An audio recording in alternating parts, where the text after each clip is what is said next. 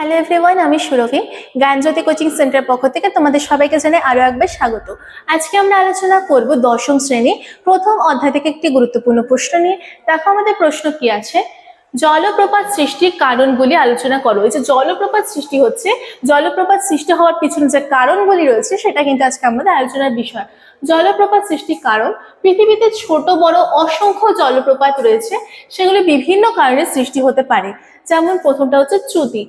নদীর গতিপথে হঠাৎ কোনো চ্যুতি থাকলে খাড়া ঢালের সৃষ্টি হয়। যদি কোনো শিলার মধ্যে ভাঙন ধরে তাহলে কি হচ্ছে, উঁচু নিচু অবস্থার সৃষ্টি হচ্ছে। ভাঙন ধরে এক অংশ উপর উঠে যাচ্ছে, কোনো অংশ নিচে অবনমিত অবস্থায় থেকে যাচ্ছে। এর ফলে কি হচ্ছে, ঢালের সৃষ্টি হচ্ছে। ঢালের সৃষ্টি হওয়ার ফলে কি হয়, জলপ্রপাতের কিন্তু সৃষ্টি হয়।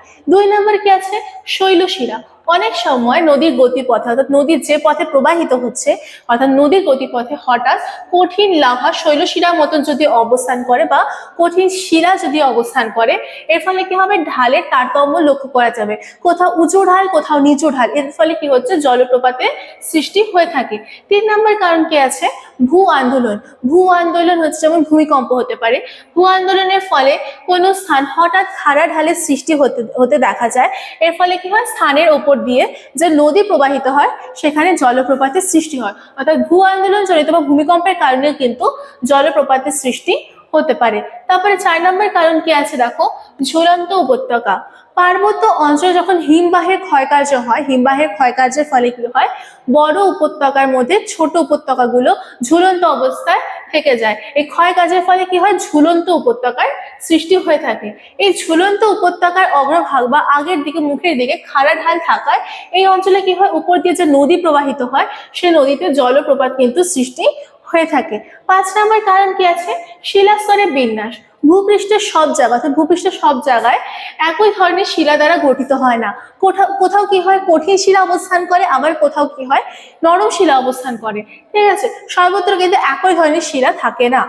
এবং যখন জলস্তর তার ওপর দিয়ে যায় তখন বা নদী প্রবাহিত হয়, তখন কোমল শিলা কি হবে, অধিক ক্ষয় হবে।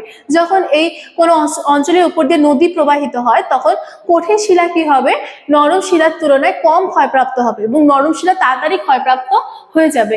এর ফলে কি হবে, ঢালের সৃষ্টি হবে এবং ঢালের সৃষ্টি হলে জলপ্রপাতের সৃষ্টি হতে দেখা যায়। তো আজকের আলোচনা কিন্তু এতটুকুই ছিল। সবশেষে তোমাদের একটি ছোট্ট ইনফরমেশন আমি দিয়ে রাখছি। দেখো, তোমরা যারা ভাবছো আমাদের সাথে যুক্ত হবে, স্ক্রিনে 2টো নাম্বার দেওয়া আছে, যে কোনো একটি নাম্বারে কিন্তু তোমরা কল করে আমাদের সাথে যুক্ত হয়ে যেতে পারো। যে সুযোগগুলি পাচ্ছ, দেখো, নোটস পেয়ে যাচ্ছ, পিডিএফ পেয়ে যাচ্ছ, কোনো ডাউট থাকলে সেটা ক্লিয়ার করার সুযোগ পেয়ে যাচ্ছ। এছাড়াও recorded classes, suggestions, mock test কিন্তু তোমরা পরীক্ষার আগে পেয়ে যাচ্ছ। এছাড়াও কিন্তু তোমরা লাইভ ক্লাস পেয়ে যাচ্ছ। তো আজকের আলোচনা কিন্তু এতটুকুই ছিল। দেখা হচ্ছে পরের ক্লাসে। Thank you.